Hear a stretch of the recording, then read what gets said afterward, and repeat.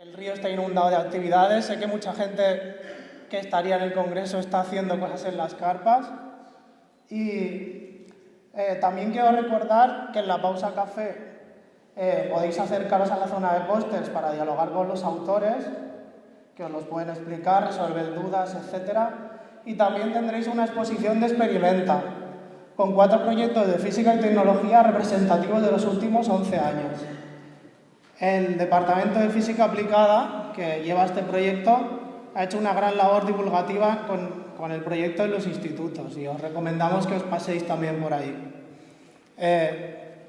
Esta mañana tengo el placer de presentar a Digna Couso, profesora del Departamento de Didáctica de las Matemáticas y las Ciencias Experimentales de la Universidad Autónoma de Barcelona. Digna Couso es licenciada en Física y doctora en Didáctica de las Ciencias Experimentales por esta misma universidad.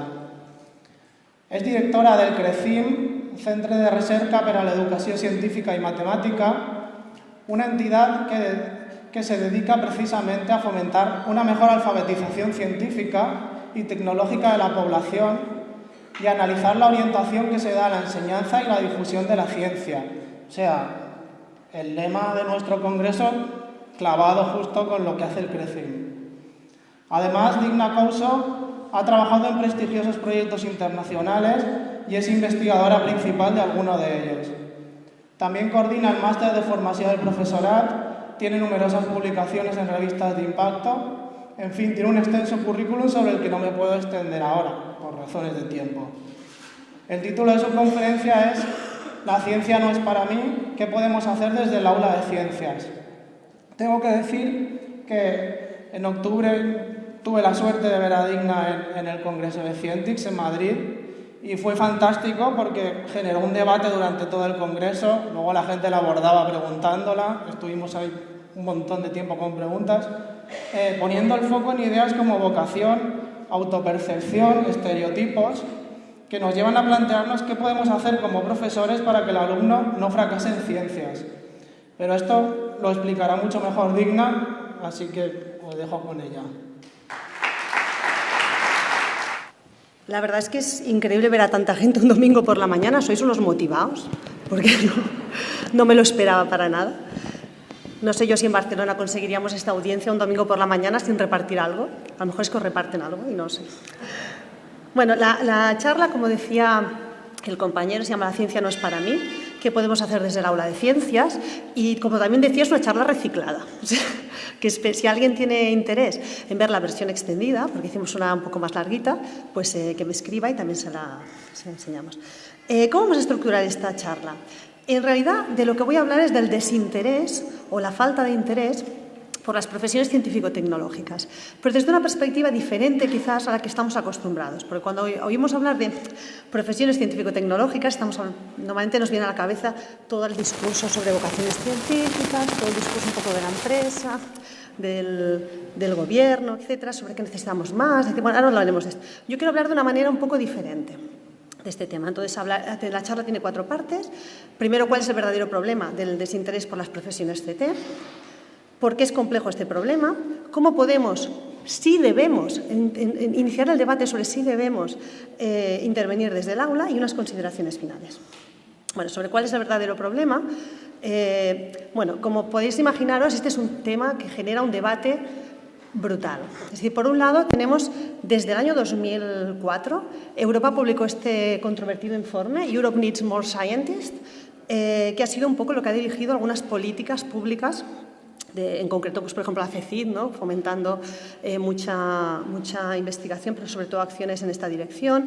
Se siguen publicando cosas de este tipo. El segundo informe es muy reciente, ha salido hace unos días, sobre esfuerzos que se hacen internacionalmente para aumentar las vocaciones científico-tecnológicas. Pero, por otro lado, nosotros oímos en las noticias todos los días, ¿no?, Pepe ingeniero, vente para Alemania. Cómo exportamos ingenieros, el hecho de que los jóvenes investigadores de nuestro país mendigan por la ciencia, es decir, que en realidad parece que la ciencia no sea una profesión tan halagüeña o tan necesitada. A la vez esto contrarresta con estudios como los de Google y otras empresas, las que dicen vamos a necesitar un 30, un 40, un 60, cada estudio dice un poco más. Ahora ya van por el 80% de los profesionales del futuro necesitarán competencias CT. La UNESCO acaba de publicar el reportaje sobre Women in Science y realmente no es nada halagüeño, incluso en los países más desarrollados la presencia nunca es más de un 28%. En promedio, en algunos sectores es muchísimo más, en el médico, en el biológico, pero en otros es muchísimo menos, en programación, etc. Es decir, realmente, ¿qué problema hay con el desinterés? Si parece que, y sobre todo a nivel local, a nivel de nuestro país, producimos más de los que necesitamos y más que nada los exportamos. ¿Cuál es el auténtico problema que hay? Entonces, el discurso tradicional, como os decía, es un poco este, ¿no? De que hacen falta más profesionales. Voy a girar esto porque si no lo veo bien, perdonadme. De que hacen falta más profesionales. Uy, acabo de hacer algo que no debería haber hecho. Vale. Ahora viene cuando me riñen. Perdón.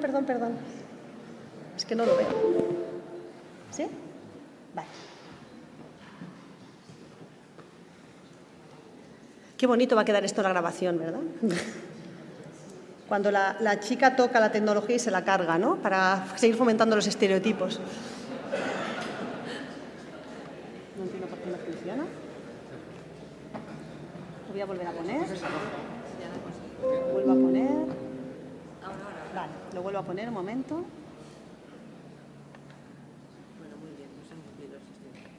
Vale, a ver si ahora funciona. Vale. Entonces, el discurso tradicional, como os decía, es que hacen falta más profesionales y en realidad es una demanda global, no tanto local.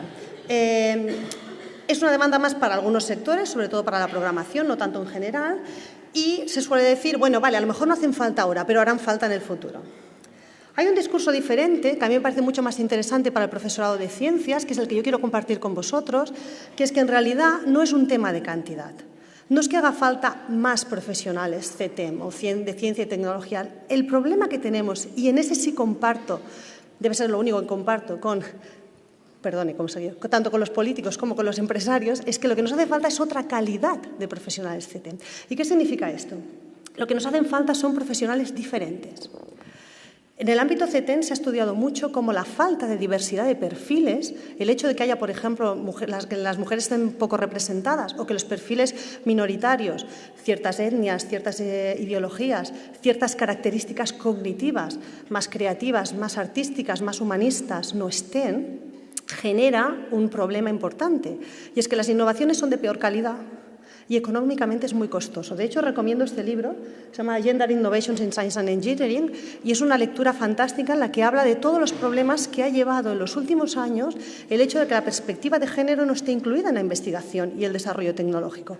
Por ejemplo, fármacos que después de haber pasado todo el proceso no funcionan en mujeres o tienen problemas en mujeres. ¿Por qué? Porque solo se probaron en hombres o básicamente en hombres. Por ejemplo, el típico ejemplo de los dummies, que siempre han sido antropomórficos no queriendo decir representando un humano, sino representando un señor. Y en ese sentido, todo el problema que han tenido los automóviles para poder incluir ahora la perspectiva de cuando una mujer está embarazada, cuando es una persona más pequeñita, el tipo de cosas, el tipo de problemas de seguridad que genera diversidad de perfiles. Que las mujeres y otras minorías no estén representadas en la tecnología no es, obviamente, y aquí lo compartiréis todos, sois profesores y profesoras, y sabéis que no es un problema cognitivo, no es un problema de poder, de tener capacidad. De hecho, en China, la Technological Workforce, el 40% son mujeres. ¿Por qué? Porque no se les deja elegir, entre otras cosas, porque el que tiene ciertos resultados hace ingeniería y ya está. No es que esté yo abogando por este modelo, cuidado, pero quiero decir que no es un tema de que no puedan estar. El tema es que no quieren estar. ¿Y por qué no quieren estar? Les vamos a analizar, porque además esto nos es muy costoso en términos incluso económicos, pero sobre todo sociales.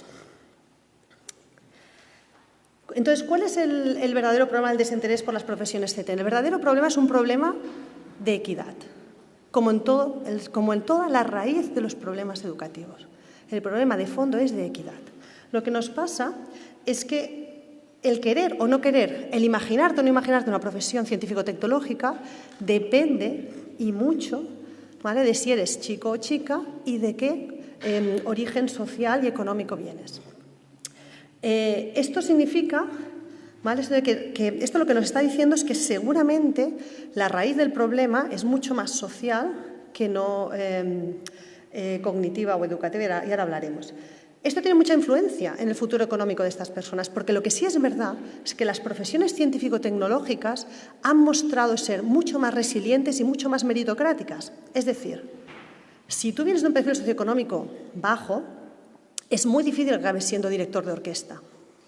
Muy, muy difícil. No es tan difícil que acabes siendo ingeniero. Es muy difícil que acabes siendo CEO de una empresa. No es tan difícil que acabes siendo director de un centro tecnológico.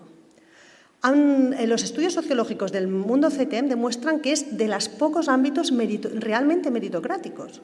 Y eso da muchas oportunidades de ascensor social a nuestros alumnos que tienen grandes dificultades. Además, yo creo, y esto es importante, aparte de un tema de equidad, influye en el aprendizaje. Y este es el gran problema. Hasta ahora pensábamos que el sentido era unidireccional.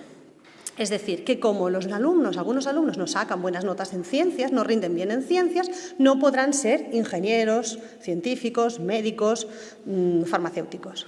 Pero en realidad, ahora sabemos que el problema es como el de la gallina y el huevo. Como no sacan buenas notas, no lo serán, pero como no lo quieren ser, no sacan buenas notas.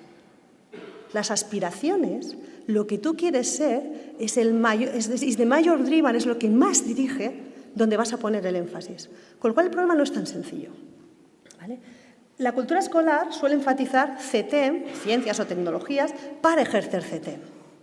Pero en realidad, y los alumnos son cada vez más orientados a objetivos, y esto hace que muchos alumnos, como no quieren ejercer, se desvinculan. Entonces, ¿por qué es complejo el problema del desinterés por las profesiones científico-tecnológicas?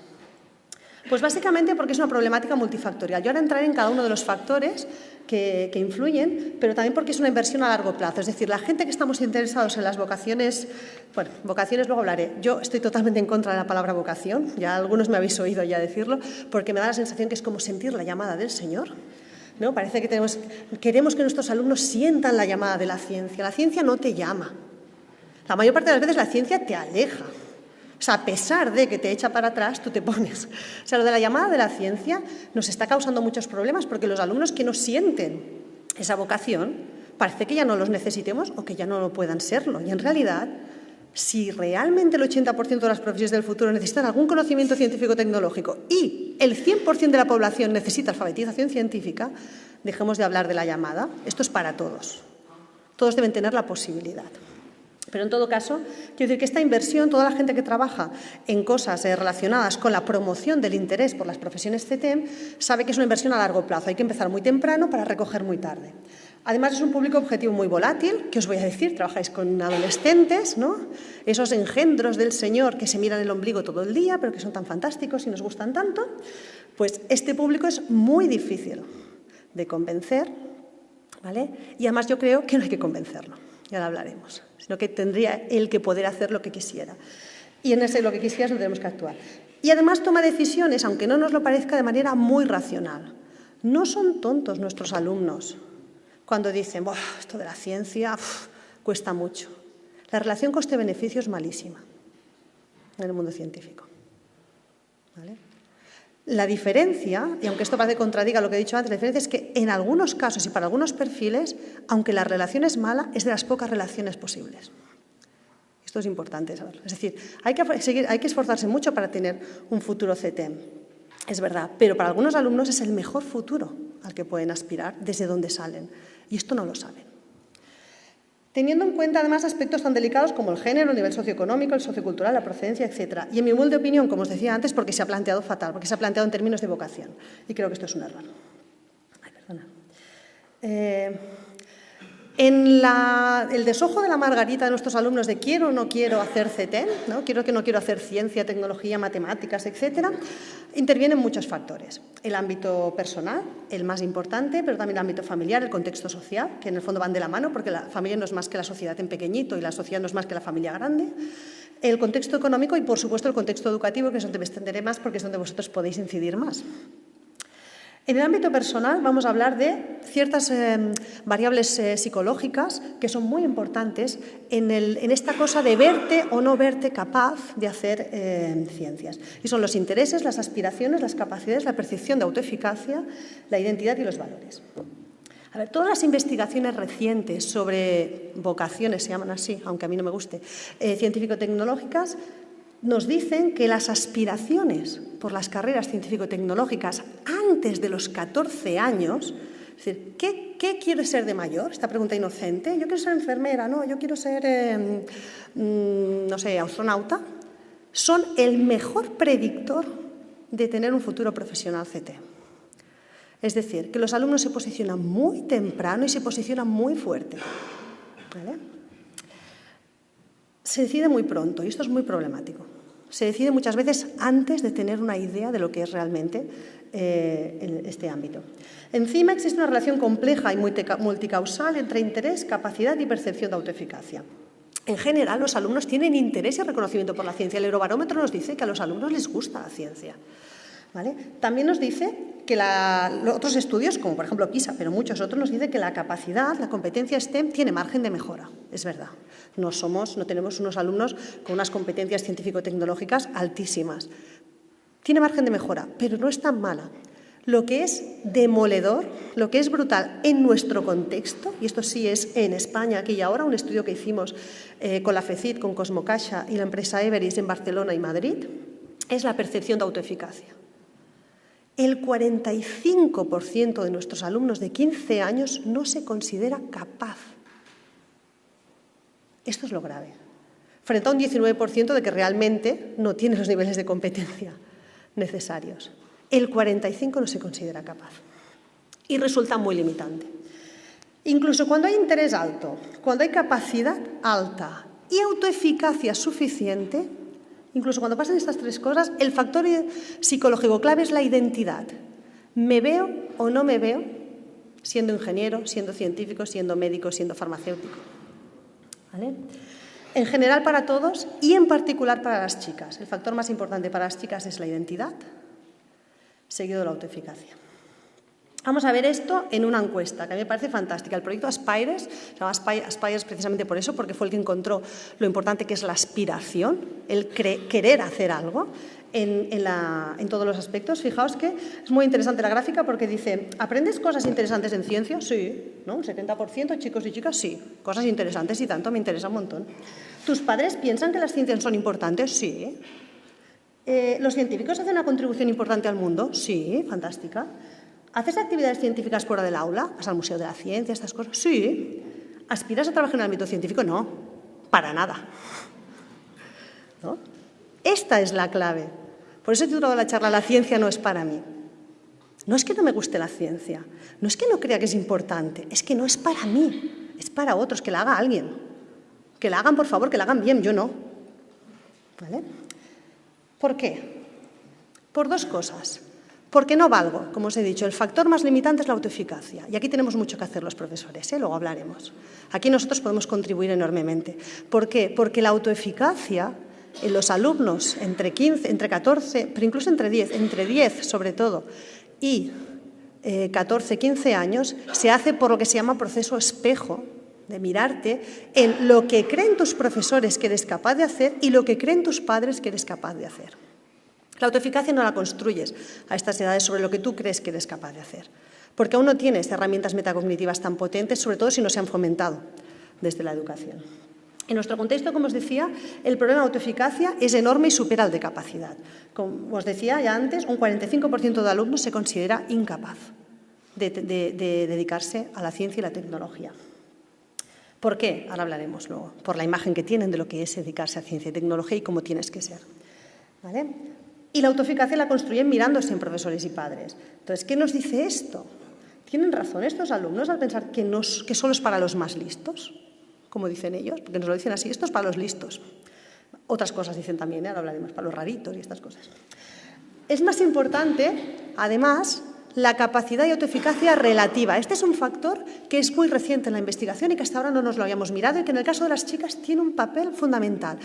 No es tan importante cómo te crees tú de capaz, por ejemplo, en ciencias o en matemáticas, sino cómo te crees de capaz respecto a otras capacidades que tienes. Por ejemplo, las personas que tienen un perfil cognitivo que se llama simétrico, es decir, que se le dan bien tanto el ámbito lingüístico, social, de las relaciones personales y la lengua, como el ámbito matemático, lógico, abstracto, es que tienen un perfil más simétrico, a priori esto sería bueno, ¿no? Un perfil cognitivo equilibrado, Precisamente porque si las letras se les dan muy bien, cuando las ciencias se les dan un poco peor, consideran que se les dan muy mal.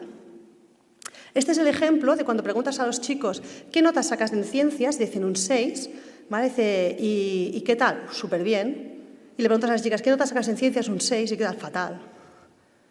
¿Vale? La percepción no tiene nada que ver con la nota.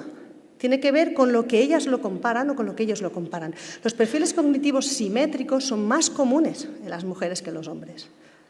¿Vale? Y esto genera, como no lo trabajamos, como no les decimos a las chicas que no seas tan buena en mates como en lengua, no significa que no seas suficientemente buena en mates. Eres buenísima en mates, lo que pasa es que en lengua eres extraordinaria. Esto no se lo decimos nunca. ¿Vale? Y es lo que necesitan oír, porque ellos no saben medir esto. Además hay otro problema, y este de nuevo afecta más a las chicas, pero también a los chicos en desventaja social, que es que hay un problema de identidad. La identidad asociada a STEM, aquí y en Pekín, esto es un estudio que se ha hecho por todos lados, desde los años 70 no hacemos más que Drawing a Scientist Project, dibújame un científico, dime cómo es un científico, habla de un científico, todos los estudios de naturaleza de la ciencia, etcétera, nos dicen que la identidad asociada a STEM es un varón blanco, de clase media y extraordinariamente inteligente. Es decir, fuera de lo común. ¿Cómo se van a sentir identificados con este perfil? ¿Quién con 15 años se siente fuera de lo común? Si lo común ya es un reto.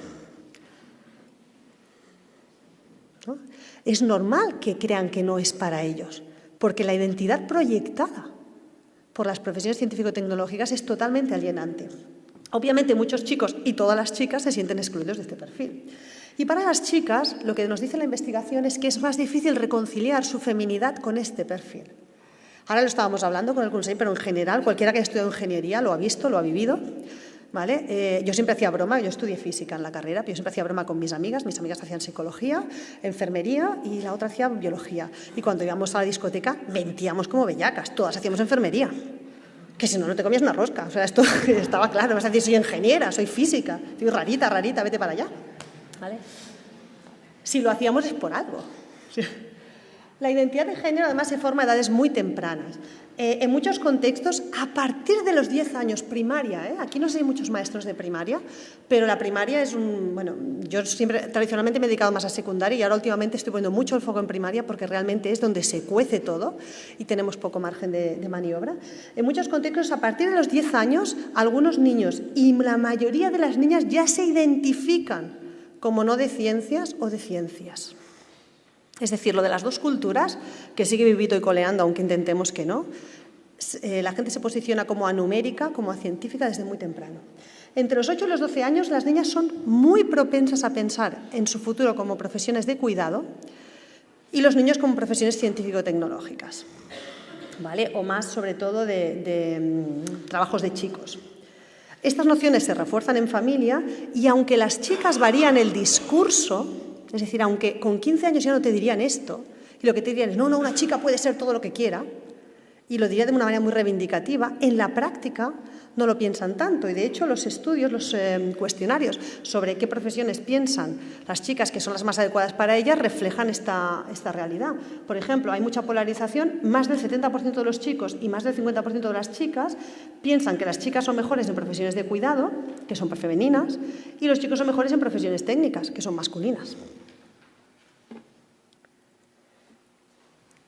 Respecto al ámbito familiar y el contexto social en el que todo esto se cuece, todo esto personal se cuece, se retroalimenta en un ámbito familiar y social, las variables más importantes son, desde luego, la familia.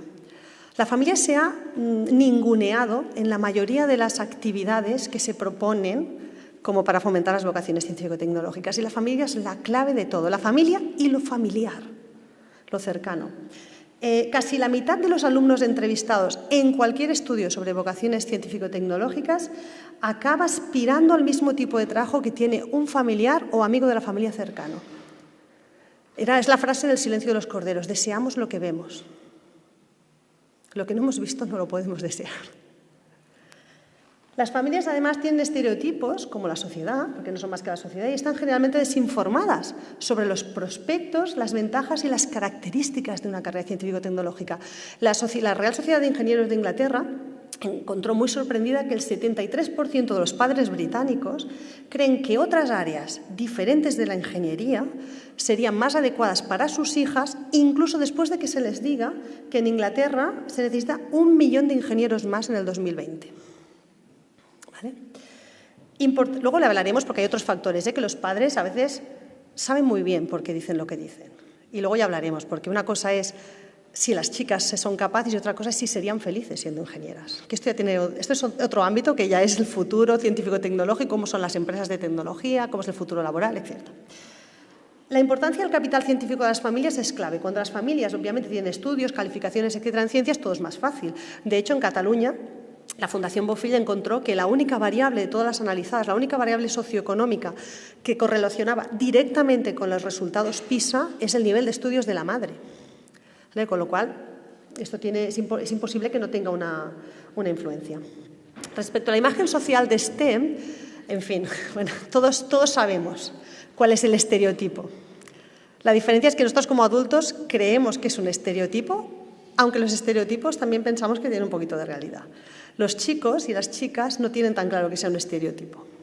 Creen que es lo que pasa. La imagen social de STEM es que es solo para personas muy brillantes y con mucha vocación, como hemos dicho antes. Esto lo transmitimos continuamente. Ellos no se sienten bastante inteligentes y si se sienten suficientemente inteligentes, piensan que no compensa, que el esfuerzo es demasiado para lo que acabas consiguiendo. Y además, creen que es solo para chicos y chicas geek, ¿no? El estereotipo, bueno, Big Bang Theory, que muchas veces lo usamos porque a los chicos ha intentado dar una imagen simpática de este estereotipo, pero no deja de ser el estereotipo en estado puro. La chica es rubia y tonta, ¿vale? Es que, claro, a veces digo, es que es muy simpático Big Bang Theory, yo me río mucho, pero luego lo piensas y dices, ostras, lo que estamos comunicando, ¿no? Por cierto, y la que es inteligente, que metieron una inteligente después de mucha crítica, es fea. La chica no lo es, pero la proyectan como. Hay mucha falta de reconocimiento social de las ventajas asociadas a las carreras STEM. Nuestros chicos y nuestras chicas no saben qué tipo de futuro te abre. No saben, por ejemplo, que hacer ingeniería es casi al 40 o al 60% garantía de acabar siendo comercial de productos ingenieros. Y a lo mejor les interesan las ventas más que la ingeniería si la entienden cómo hacer de MacGyver. A lo mejor hacer de MacGyver no les interesa, pero vender maquinaria de hospital, ¿por qué no? Y esto no lo saben.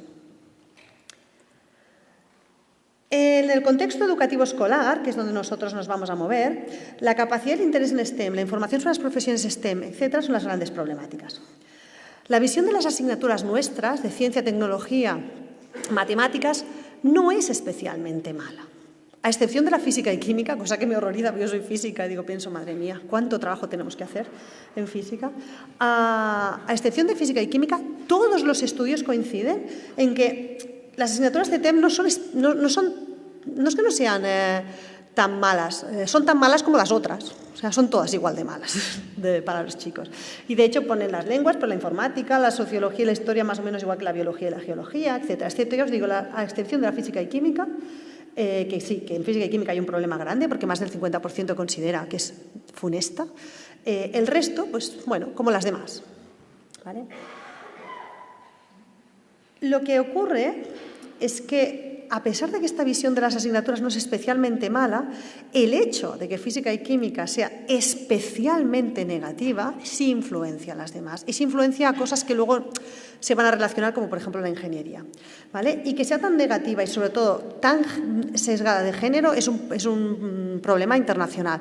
De hecho, en Inglaterra, incluso entre las personas elegibles para cursar A-levels de física y química, es decir, aquellos que tienen las mejores notas, académicamente los más brillantes, no necesariamente los más competentes, pero académicamente los más brillantes, la física es la 4ª asignatura que eligen los chicos, la física es la 19ª asignatura que eligen las chicas, que pueden elegirla, ya con todos los filtros. La investigación reciente también nos dice que hay un problema serio de modelo didáctico y que este problema, de nuevo, nos señala un tema de equidad. Toda la investigación nos dice que las chicas son más sensibles a la mala enseñanza. ¿Vale? Es decir, enseñar descontextualizadamente es más pernicioso, genera más problemas de alineamiento en las chicas que en los chicos. No significa, algunos diréis, ¿cómo? Pero si a mí las chicas las que me sacan buenas notas. No significa que las chicas no sean académicas y no tengan más la sensación a lo mejor de que tienen que aprobar. Significa que no entienden nada y hacen lo justo para pasar el examen.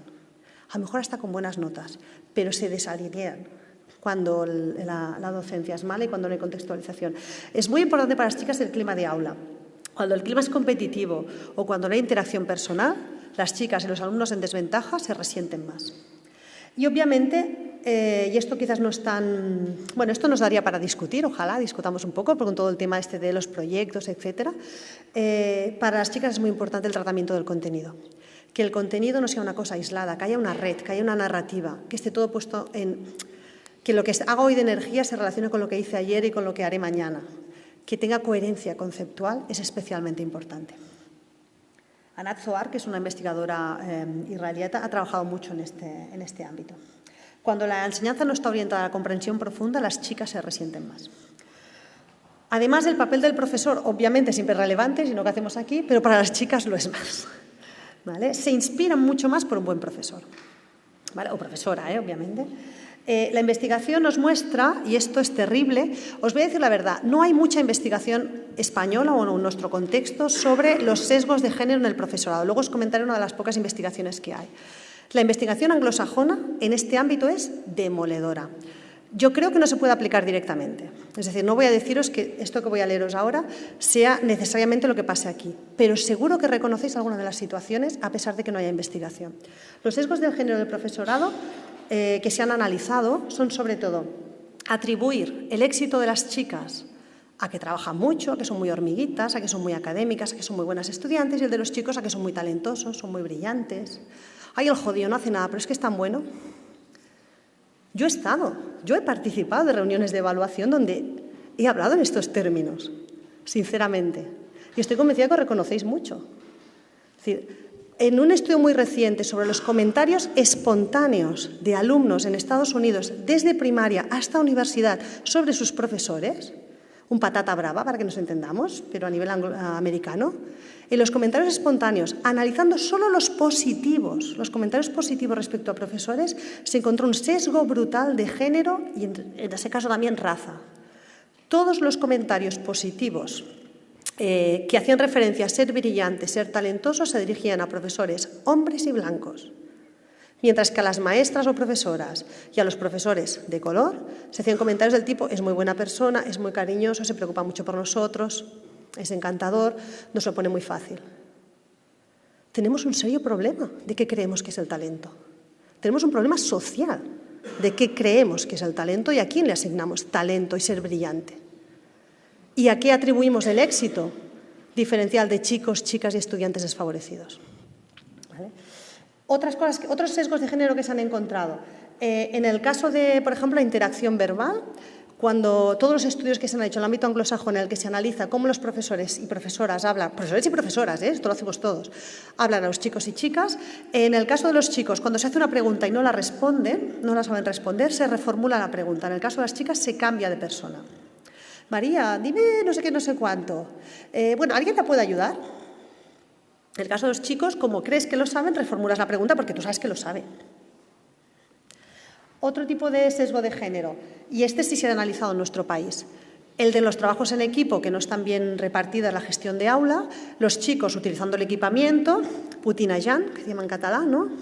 Movent tot, no sé qué, y las chicas tomando notas, leyendo el guión, haciendo de secretarias. Este tipo de cosas que se refuerzan, que se dan, que tienes casi que luchar contra ellas, porque es lo que hacen, son muy importantes. En nuestro contexto, Pilar García, una didacta de las ciencias, hizo una investigación en la que hizo pasar a todos sus alumnos en parejas chico-chica, entraban en el laboratorio, era un examen de biología de laboratorio, había un microscopio y 2 sillas. El 99% de las parejas, el chico entró y se sentó en la silla delante del microscopio y la chica le dejó entrar y se sentó al lado. ¿Vale? Tenemos un problema. Además, la cultura de la evaluación del profesorado, de nuestra cultura de la evaluación, es muy problemática. ¿Y por qué? Porque el hecho de que no haya evaluación formativa, que hasta ahora se ha relacionado solo con falta de aprendizaje, tiene un peso brutal en lo que decíamos antes de la autoeficacia. El problema de que los alumnos no tengan éxito en ciencias, suspendan un examen, por ejemplo, no es solo que hemos perdido una oportunidad de aprender, es que estamos avivando el fuego del no creerme capaz. Y tiene una repercusión mucho más allá de lo que para nosotros a lo mejor sería que solo este examen y solo esta prueba. ¿Vale? Y hay diferencias de género muy grandes en la significatividad del feedback. Y este estudio también es demoledor, porque básicamente lo que dice es que el feedback que se le da a las chicas, sobre todo en primaria, que se hace más feedback cualitativo, es: lo has escrito muy bien, es un trabajo muy bonito, es un trabajo muy limpio, es un trabajo muy ordenado, formato. Y el feedback de los chicos: qué buenas ideas, ¿vale? Me gusta lo que has dicho. Bueno. Sobre la orientación. La orientación profesional, no me voy a extender porque creo que me estoy pasando de hora, pero sobre la orientación profesional, la que damos en los centros obviamente es muy pobre. Todos los alumnos se quejan de eso. En todos los estudios internacionales los alumnos se quejan de que no tienen ni idea cuál es el futuro de las profesiones científico-tecnológicas, que para ellos, aparte de la imagen del médico y el científico de laboratorio, no tienen más. ¿Vale? Y esto sí que es algo que algunos pensaréis, pero yo también tengo que hacer esto, porque a ver, los profes parecemos chicos para todo, ¿no? Tengo que enseñar, les tengo que cuidar, les tengo que hacer personas alfabetizadas competitivas y encima les tengo que... Bueno, luego hablamos. Yo creo que es que sí o sí lo hacemos, aunque no queramos, y a lo mejor está bien que demos otras visiones. Y además la orientación profesional llega muy tarde. Y cuando no hay orientación profesional, la imagen que tienen es la que hemos hablado, que es problemática. ¿Cómo podemos, si es que debemos intervenir desde la... Obviamente yo creo que sí, que debemos, pero bueno, lo dejo abierto porque me encantaría que hubiera un poquito de debate. Yo creo que debemos intervenir, pero ¿en qué? No en fomentar carreras científico-tecnológicas. Yo no creo que nuestra labor sea incentivar más personas en ciencias. Debemos intervenir en posibilitar que aquellos que a lo mejor no se lo plantean por los motivos equivocados, porque creen que no valen, y sí valen, porque creen que no es para ellos, y sí lo es, ¿vale? Posibilitar que puedan tener un futuro CTEM. Entonces, por eso digo, no para incentivar una carrera profesional, pero sí para posibilitarla. Las 5 grandes áreas en las que podemos trabajar, que algunas, las subrayadas, son las que más énfasis podemos hacer nosotros, y la que está en rojo es la que seguro tendríamos que hacer y nos cuesta mucho, porque implica cambiar totalmente la cultura del aula de ciencias y de tecnología y matemáticas. Cuando digo ciencias quiero decir CTM, todos los ámbitos, son estas. Facilitar una mejor identificación con STEM, intentar incidir en el capital científico de las familias. Esta es la más difícil y en el ámbito de lo posible, obviamente, porque sabemos que esto se nos escapa un poco. Informar adecuadamente sobre las carreras CTEM. Ayudar a conseguir suficientes niveles de competencia CTEM, obviamente este es nuestro compromiso, por tanto está seguro. Y facilitar experiencias que aumenten la percepción de autoeficacia. Si yo tuviera que decir estos 5 mandamientos se resumen en uno, ¿no?, para hacer la mitad de lo católico, sería esta última. Los alumnos y alumnas tienen que tener experiencias de éxito en el ámbito científico-tecnológico. Éxito es casi ahora mismo más importante que aprendizaje, porque es precondición de aprendizaje. Tienen que tener éxito. Todos queremos tener éxito en la vida. Un adolescente básicamente solo se mueve por allá donde puedo tener un poquito de éxito. Entonces, es muy, muy importante. Y si solo un mensaje se puede quedar, ojalá sea este. ¿Cómo facilitar la identificación con STEM? Hay que actuar sobre la compatibilidad de identidades. Es decir, se puede ser chica y que te gusten cosas de chicas y ser ingeniera. Porque además la mayor parte de las ingenieras están haciendo trabajos diferentes. Algunas hacen recruitment de ingenieras, trabajan en recursos humanos, y otras hacen ventas, y otras hacen ingeniería, diseñan cosas. ¿Por qué no? Os ponía este ejemplo que en realidad es de infantil y primaria, pero a mí me parece que se tiene que trabajar desde el inicio.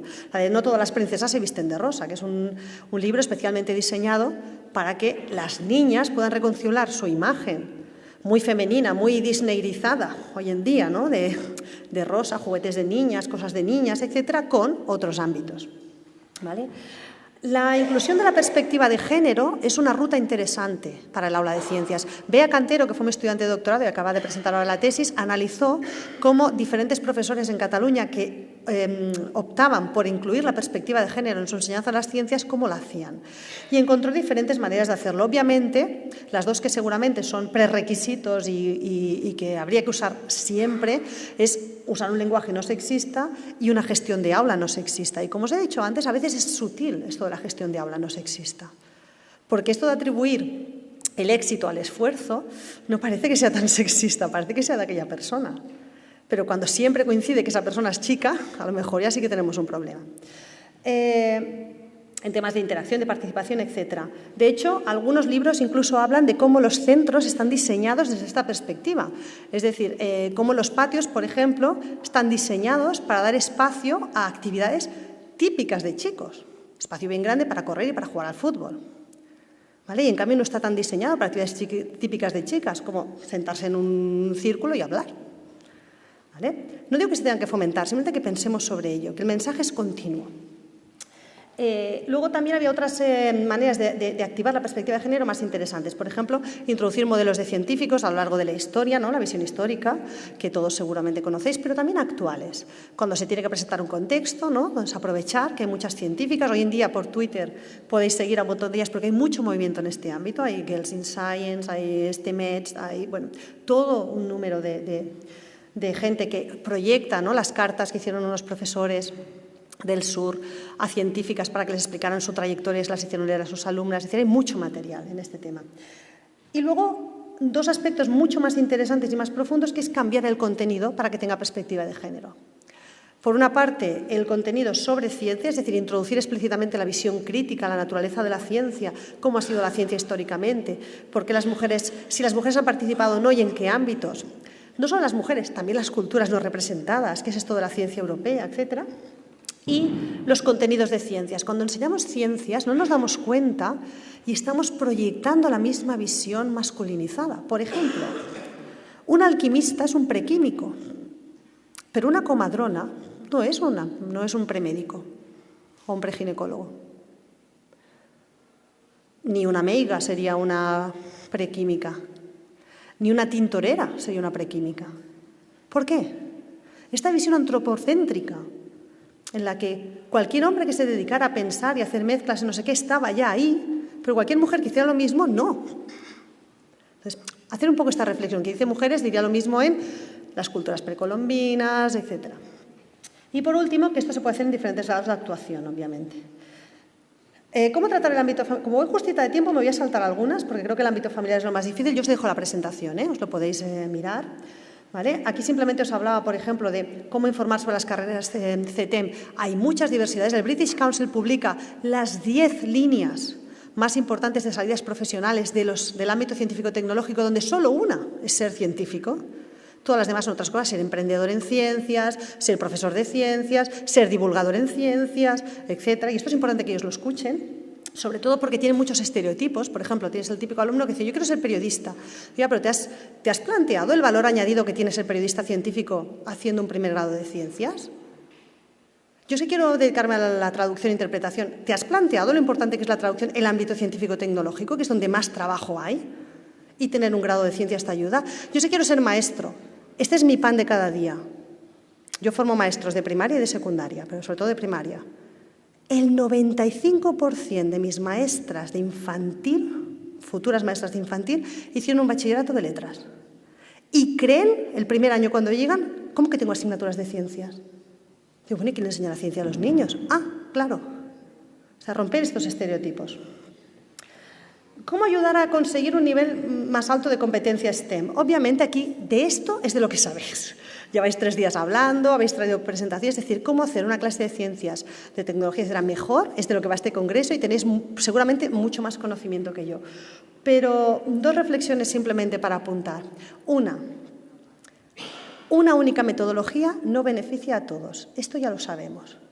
No se trata, la tradicional lo beneficia a todos y las nuevas metodologías, el ABP, la indagación, no benefician a todos. Es más importante ir rotando, ir cambiando, ir enfatizando diferentes aspectos en diferentes momentos que casarse con una metodología y cogerla como una bandera y ahora solo voy a hacer esto. ¿Vale? Y existen, obviamente, formas mejores que otras de enseñar STEM. El contexto y la problematización. enfatizar lo conceptual, las relaciones entre ideas, lo que es pensar la narrativa y de forma dialógica interactiva, independientemente de qué metodología, independientemente si lo haces en una BP, en una Socioscientific Issue, ¿no? En una controversia sociocientífica, en una clase indagativa, en una clase de modelización, es igual. Eso sí se relaciona con mayor posibilidad de aprendizaje en chicos y en alumnos desventajados. Y os ponía algún ejemplo, ¿no? Simplemente de los que hacen nuestros futuros estudiantes, futuros profesores de secundaria, que yo creo que en la mayor parte de universidades, y aquí en Valencia me consta, porque conozco mucho a Jordi Solves, pero también en Barcelona, la formación que hacemos de los futuros profesores yo creo que es mucho mejor que la que recibimos nosotros. A mí me hubiera gustado hacer el máster de secundaria en su momento y no que me echaran a los leones después de un cursito allí de cualquier manera, ¿no? Y en ese sentido hacen cosas muy interesantes, ¿no? Pues en vez de enseñar la radioactividad, pues lo que enseñan es seguro que me haga una gammagrafía. Este tipo de cosas son las que conectan con todos los alumnos. Lo más importante, para acabar, ¿cómo ayudar a aumentar la percepción de autoeficacia? Esta es la mare de Déu dels ous, ¿no? Que digo, esto es lo clave. Es muy grave que nuestros alumnos se sientan tan incapaces. Es muy triste que chicos... no sé, en la flor de la vida, cuando te tendrías que sentir capaz de comerte el mundo, ¿no? Con la inconsciencia de los 15 años, y dices tú, yo puedo ser cualquier cosa, te sientas incapaz. Aquí tenemos un problema muy grave. Es un problema educativo, es un problema social. Nosotros solo podemos hacer una parte, pero nuestra parte la tenemos que hacer. ¿Vale? Yo creo que, como os decía, la clave es proporcionar experiencias de aprendizaje STEM de éxito. Una parte de la actividad, todos los alumnos la tienen que poder hacer. Todos sin excepción. Los alumnos son diversos al inicio, van a ser diversos al final. Todos no van a llegar al mismo sitio, pero una parte muy importante de la actividad, todos tienen que poder tener éxito.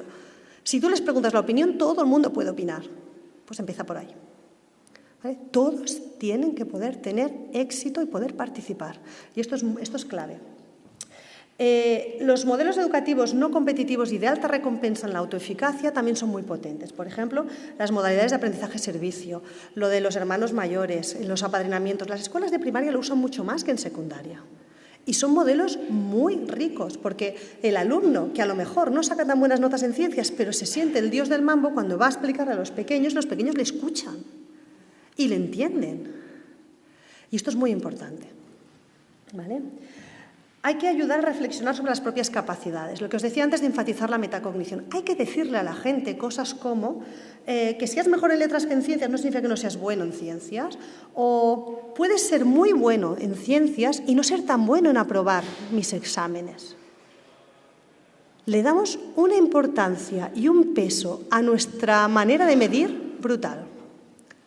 Creemos que nuestros exámenes determinan la capacidad de los alumnos. Medir la capacidad de alguien es algo, bueno, dificilísimo desde el punto de vista de investigación. Es brutal. Si vierais el esfuerzo que se hace y las limitaciones que tiene para diseñar las preguntas PISA, ¿cómo podemos darle tanto poder a nuestros exámenes, a nuestras pruebas, que decidan si una persona sabe o no sabe de eso? Es muy, muy, muy complejo. De hecho, yo creo que nos tenemos que replantear totalmente nuestra cultura evaluativa.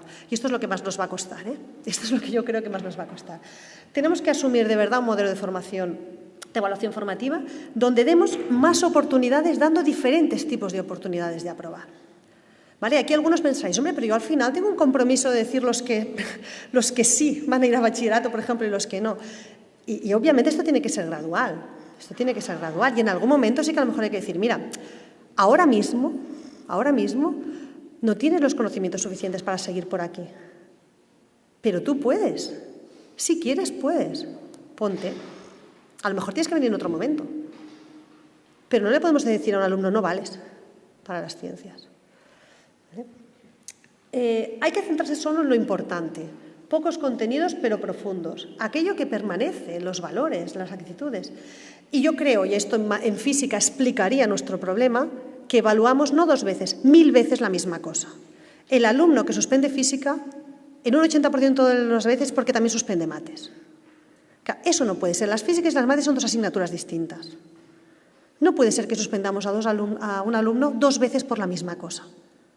Que un alumno tenga competencia matemática no le limita, no debería limitarle para la física de la ESO. La física de la ESO debería ser sobre todo conceptual. Hay países donde solo es conceptual.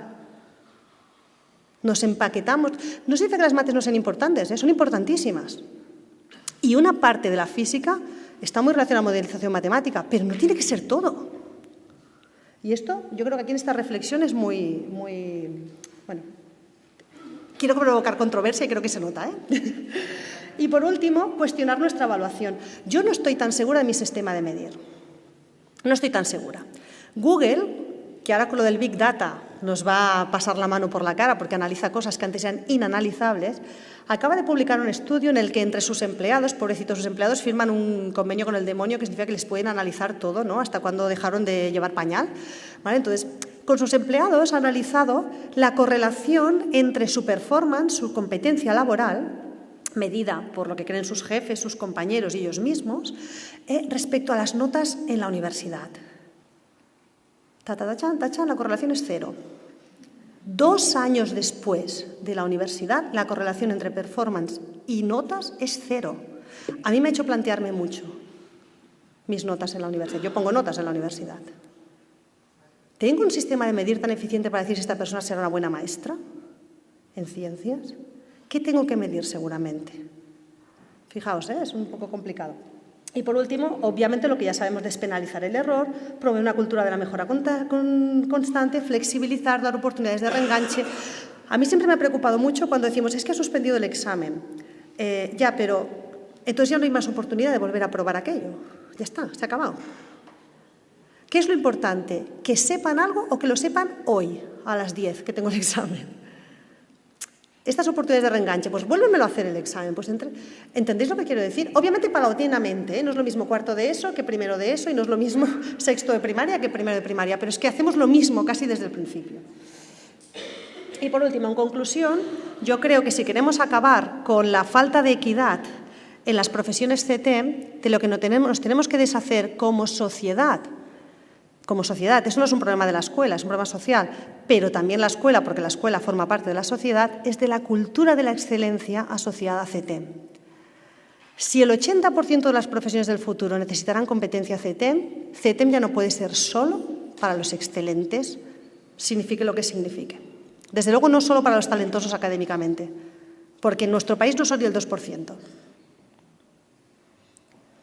Si queremos realmente, esto ya lo sabíamos de alfabetización científica, o sea, si queremos que todos los hombres sean alfabetizados científicamente, y esto lo queremos, ¿vale? Tenemos que hacer unas clases de ciencias distintas porque todos tienen que poderlas aprobar y todos tienen que poder dominar ciertas competencias. Pero es que además, para el ámbito laboral también. Iniciar una cultura de la participación mucho más inclusiva. El aula de ciencias, el aula de tecnología y matemáticas se debería caracterizar por la participación, seguramente todas las aulas, pero la nuestra es la que más lo necesita. Porque en el fondo sí creemos un poco, si hacemos autocrítica, sí creemos un poco que las ciencias son para los excelentes. Y esto nos hace mucho daño porque lo comunicamos inconscientemente. ¿Vale? Yo creo que el número y la variedad de profesiones CTEM que necesitamos no pueden ni deben nutrirse solo de los talentosos en términos académicos. Y es que además, lo que dice la investigación económica sobre el ámbito CTEM es que estos perfiles ya los tenemos sí o sí. Y que estos perfiles no van a afrontar los retos del futuro. Los ingenieros, que son el prototipo de ingeniero, no va a afrontar los retos del futuro, donde vamos a necesitar una ingeniería más humana, más social, más humanista, más femenina, más culturizada, totalmente diferente. Yo siempre pongo el ejemplo de 50 años teniendo la tecnología para hacer robots y hace 10 que a alguien se le ocurrió ponerle una aspiradora y facilitarnos la vida. Lo que hacíamos era hacer competiciones de luchas de sumo. A lo mejor necesitamos otra mirada.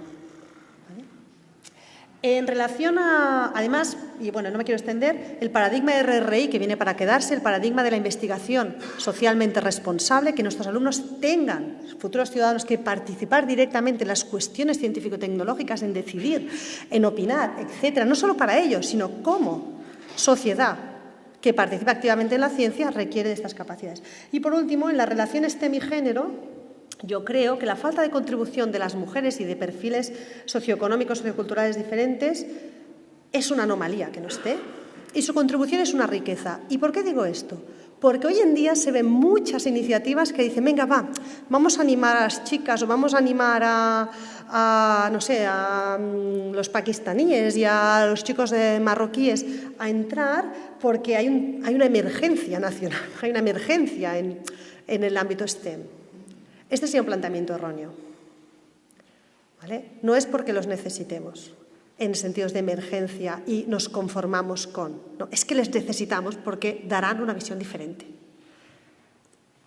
Y lo voy a dejar aquí. Hay unas consideraciones finales que simplemente quieren decir que la elección de carreras es personal y con esta charla en ningún momento he querido decir, y lo comunicamos mucho en ciencias a veces, que los chicos y chicas tengan que hacer ciencias. No, lo que quiero decir es que tenemos que posibilitar que aquellos que no escogen esta carrera por los motivos erróneos la puedan hacer. Pero cualquier elección es igualmente respetable, igualmente digna, igualmente fantástica, y tenemos que posicionarnos así. Y en ese sentido, yo escuché cuando estudiaba, se te dan bien las ciencias y las letras, pero sería un desperdicio que hicieras filosofía. ¿Vale? Lo usamos mucho este término. Nada es un desperdicio. Necesitamos gente talentosa y brillante en todos lados. Y la tenemos. ¿De acuerdo? Bueno, muchas gracias.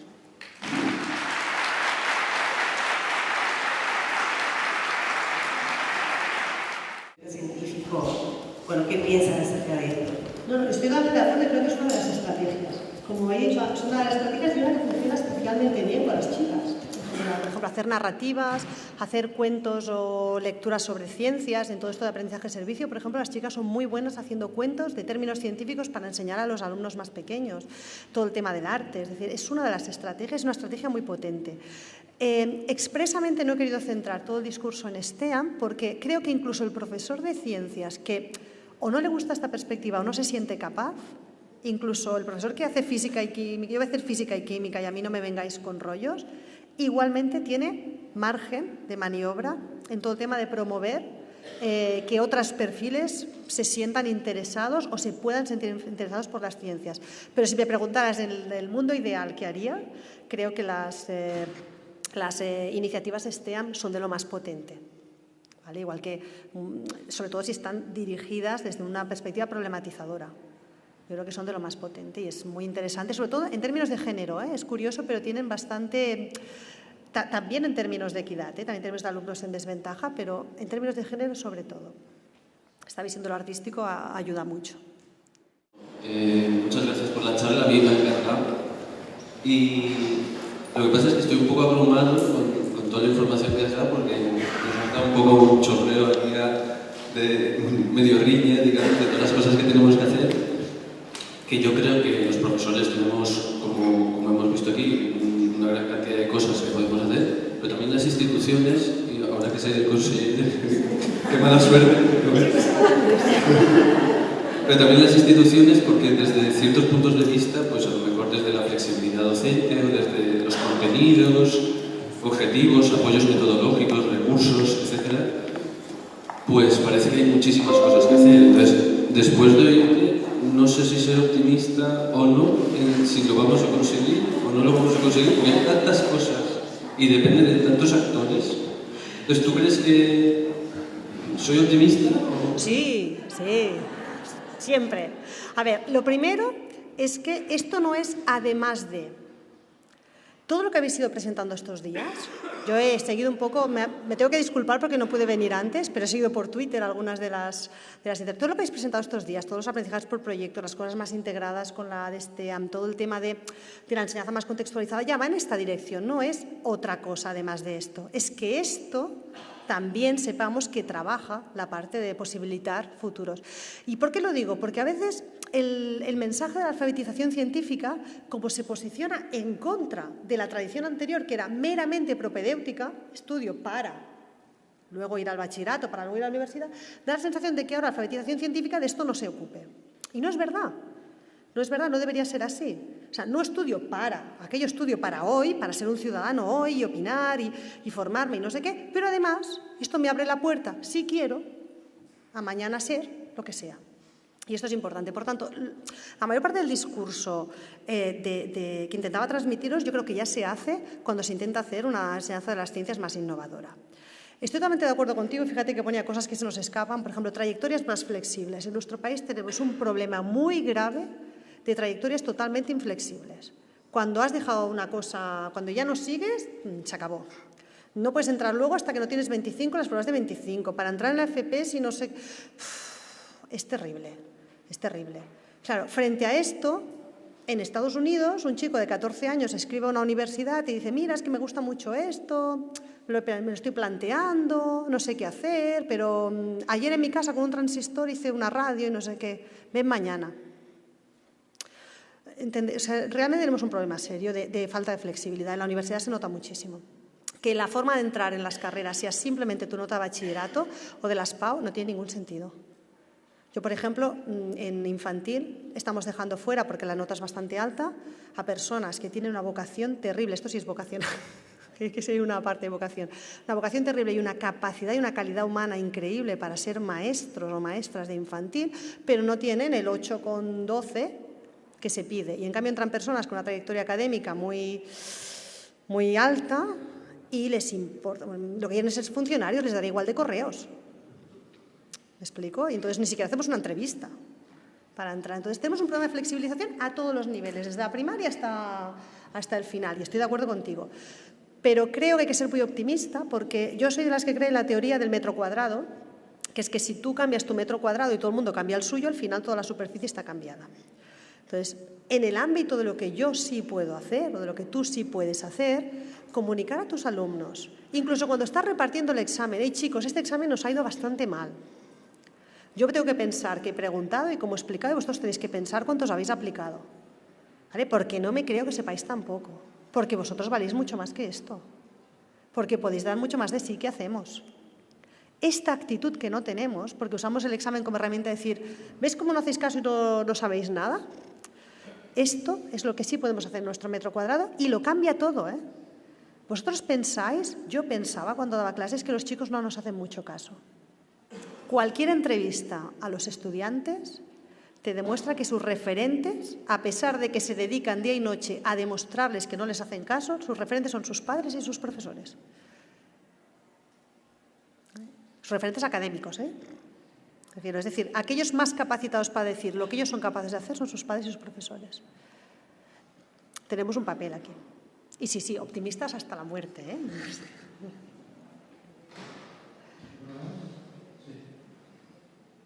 Yo soy maestra de primaria.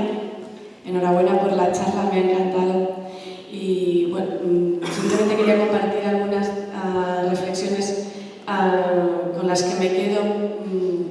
Bueno, que son muchas, porque me ha encantado. En fin, creo que me quedo sobre todo con la parte en la que dices que las expectativas que volcamos sobre nuestros alumnos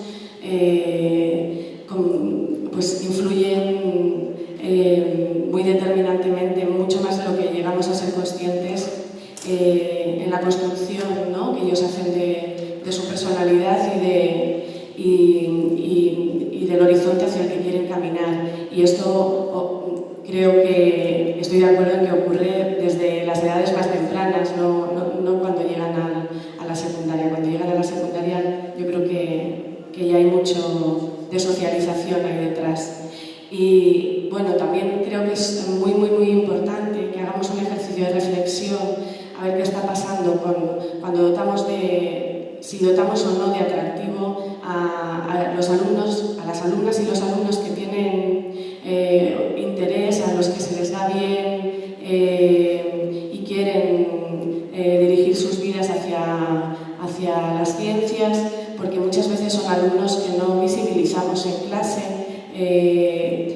quedan más expuestos pues otro tipo de alumnos que dan un poquito más de guerra, pero qué bichito que es, pero jolín, qué simpático, ¿no? Y luego aquellos que son buenos chavales, que son majos, que se lo ocurran, hablo tanto para el caso de las chicas como para el de los chicos, pues como que pasan más desapercibidos, y creo que dotarles de atractivo, que es una cosa a la que los adolescentes luego les dan muchísima importancia, porque todos en esta vida queremos gustar y queremos tener éxito, es muy importante.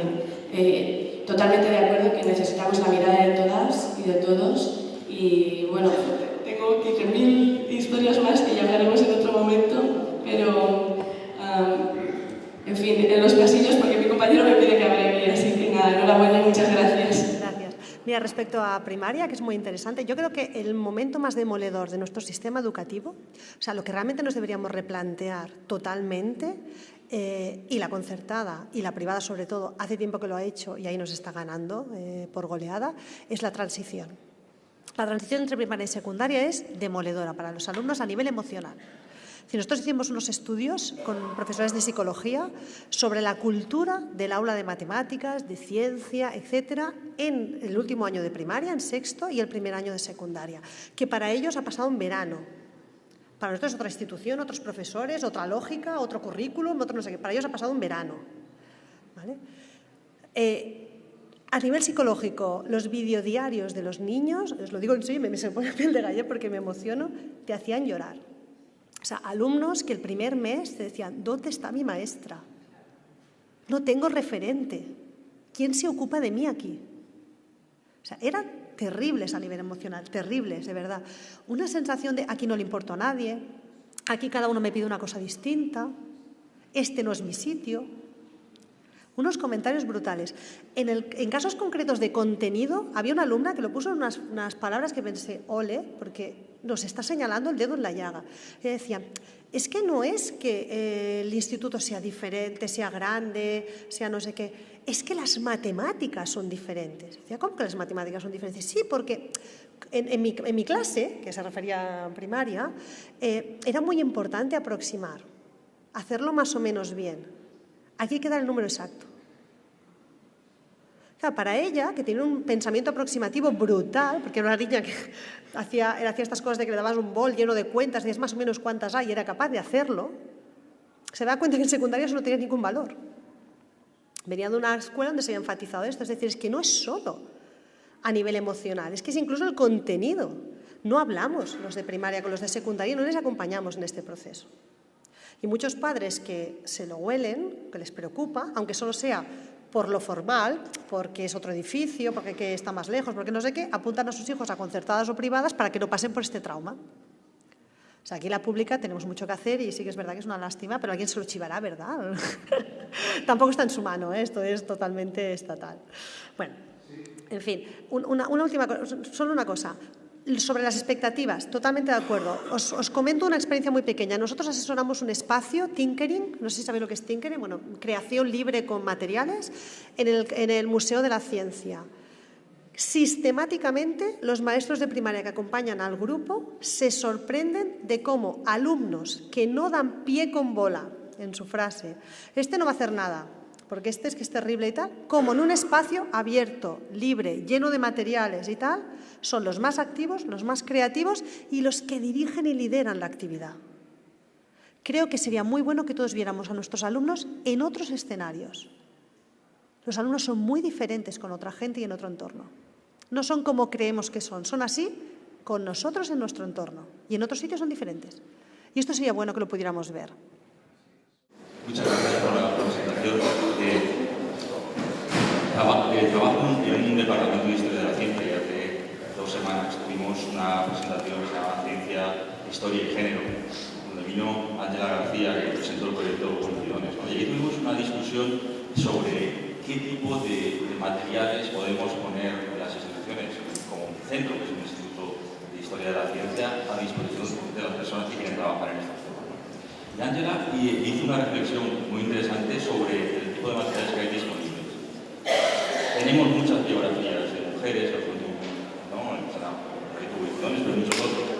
Pero un poco sobre reflexiones que en el mundo académico lleva mucho tiempo haciéndose, y el caso de Londa Chiming, que ha señalado, es muy bueno, sobre los sesgos que la propia ciencia tiene desde una perspectiva de género, ¿no? Tanto las dificultades que las mujeres históricamente han tenido para acceder a la ciencia, como ejemplos como el que ha señalado del caso de la farmacia. ¿Qué podríamos hacer las instituciones públicas universitarias para poner a disposición, ¿no?, de la comunidad educativa ese tipo de materiales? A nivel epistemológico está muy estudiado, es decir, la ciencia sin perspectiva cultural y sin perspectiva de género no es ciencia menos equitativa, menos justa, menos humana, es mala ciencia. Punto. Es decir, cuando no hay perspectiva de género, las muestras están sesgadas, las preguntas están sesgadas, los resultados están sesgados. Cuando no hay perspectiva cultural, Lo que estamos haciendo es la ciencia que nos preocupa. Esto está estudiadísimo. O sea, ¿por qué el SIDA es una enfermedad crónica en el primer mundo y mortal en el mundo subdesarrollado? ¿Por qué no se ha luchado? ¿Por qué las rutas de investigación han ido a evitar la enfermedad y sí a cronificarla? ¿Por qué la consideramos la obesidad una enfermedad? Es decir, toda la ciencia está cargada de este sesgo cultural y de género. Y nosotros no podemos, como profesores, ¿no?, aquí cambiar la ciencia, pero sí hacerles pensar en esto. Porque ojalá nuestros alumnos, sobre todo a nivel de bachillerato, que ya se empiezan a posicionar, entiendan que la ciencia en la que ellos van a entrar debería ser diferente de la que tenemos hasta ahora. Y la perspectiva de RRI, de Responsible Research and Innovation, que está intentando promocionar, que es muy controvertida en lo que queráis, la Unión Europea, pero que está para quedarse, en el sentido de que la ciencia sea un poco más aplicada y socialmente dirigida, va por este camino. Va por este camino. Lo que tenemos que conseguir son ciudadanos suficientemente críticos para que no se mediaticen con los mensajes, por ejemplo, de las grandes multinacionales o las grandes farmacéuticas que ya están aprovechando el RRI para generar grupos de opinión y lobbies de presión ciudadanos. Es decir, necesitamos, al final siempre es lo mismo. Nuestro único, yo pienso, yo soy profesora de física, ¿cuál es mi objetivo cuando enseño física? ¿Qué quiero yo en primaria, en secundaria, en la universidad? Hacer ciudadanos más críticos a través de la física. El objetivo siempre es el mismo, ciudadanos más críticos. Y yo le daré las herramientas de la física. Otro le dará las herramientas de la historia y otro le dará las herramientas de las matemáticas. Yo creo que el objetivo es el mismo. Y estoy totalmente de acuerdo, O sea, por eso quería decir, igual que en vocaciones, no lo hacemos por temas de equidad, lo hacemos por temas de calidad, además de equidad. Y la ciencia que no tiene perspectiva cultural o de género, lo ha demostrado, es ciencia costosa y mala. Enhorabuena por la charla, coincido plenamente. Y es una reflexión y una propuesta. Pienso también que los modelos son muy importantes para los alumnos. El modelo de científico tradicional, el modelo de Albert Einstein, con una inteligencia superior al resto, es el que más cara el estereotipo de científico más común, ¿no? En este sentido, este año nosotros hemos invitado a un amigo que trabaja en el CSIC, en el Instituto de Biomedicina de Valencia, en un día hasta explicar cómo trabajan, cuál ha sido su trayectoria profesional, y ha sido muy enriquecedor para los alumnos, porque hemos tenido una persona que ha estudiado en su ciudad, que ha tenido unas notas buenas, pero asequibles, ha conseguido un trabajo como investigador en un centro de investigador que hay en su ciudad, y yo pienso que ha sido muy interesante que vean un modelo cercano de un investigador. En este sentido, animaros a que contactéis aunque no tengáis amigos a lo mejor, pero contactéis con centros de investigación, para el CSIC, y seguro que están dispuestos a ir a vuestros centros y mostrar ejemplos cercanos de este modelo científico. Totalmente de acuerdo. Hay muchas iniciativas del CSIC, que es muy prolífico, pero igual que es importante esto de traer científicos que trabajan en ciencia, yo creo que también les tenemos que hacer ver que hay personas CTEM a su alrededor y no se han dado ni cuenta. El nutricionista de su barrio o la nutricionista de su barrio, el podólogo o la podóloga, algunas de las personas que vienen a venderle el aparato de aguas, ¿no?, para calcificar el no sé qué. Es decir, cuando decimos hacer la ciencia más familiar, nos referimos a esto, a que la salida profesional del científico es una y la tiene que conocer porque la tienen estereotipada. Pero es una, entre las 10.000 que hay. El bloguero que siguen o que sigue su padre, probablemente también tenga un perfil científico. Una parte muy importante de las personas que se dedican hoy en día a cosmética natural, etcétera, los medioambientólogos, es decir, no saben ver CTEM en lo familiar y tenemos que ayudarles a verlo, porque si no, a veces piensan, sí, muy guay lo de este científico, pero como yo no quiero ser científico, pues ya está, eso no es para mí. ¿Vale? Entonces tenemos que enseñarle ese perfil y todos los demás. Y estoy totalmente de acuerdo contigo, cuando conocen a un científico de primera mano, normalmente conocen a una persona mucho más asequible que la imagen que tienen. Normalmente. Y es curioso, porque los científicos reales, ¿no?, yo que en su momento hice historia de la ciencia y estudié bastante la figura de Albert Einstein porque me interesaba mucho, era un señor que le daba mucha importancia a las patentes que hacía de neveras. Las neveras le fascinaban. Esto no lo explicamos nunca. Era un señor que le encantaban las neveras. O sea, estaba obsesionado, hizo 4 o 5 patentes de neveras. Me parecía un objeto súper interesante para tenerlo en casa, una cosa muy especial. Y le daba mucha importancia a esto. ¿Vale? Nunca explicamos la realidad detrás del mito en todas las áreas. ¿Vale? Y no dejaba de ser un señor. Y ya. En este sentido, yo creo que los grandes héroes de la ciencia a veces nos han perjudicado. ¿Vale? ¿Por qué? Porque los proyectamos demasiado como héroes. ¿Vale? Hay que proyectarlos como personas. ¿Vale? El famoso de Newton a lomos de gigantes. ¿Vale? Pues si el propio Newton reconocía que lo importante era la gente que había venido antes que él, ¿por qué nosotros no hablamos de nadie más que de Newton? Bueno, en fin. Me ha parecido genial tu intervención y me ha hecho pensar mucho. A veces me han puesto los pelos de punta de pensar o de verla reflejada en todos los estereotipos que has dicho o haberlo visto a mi alrededor, igual no yo misma, pero a mi alrededor continuamente, y son cosas que no te das cuenta.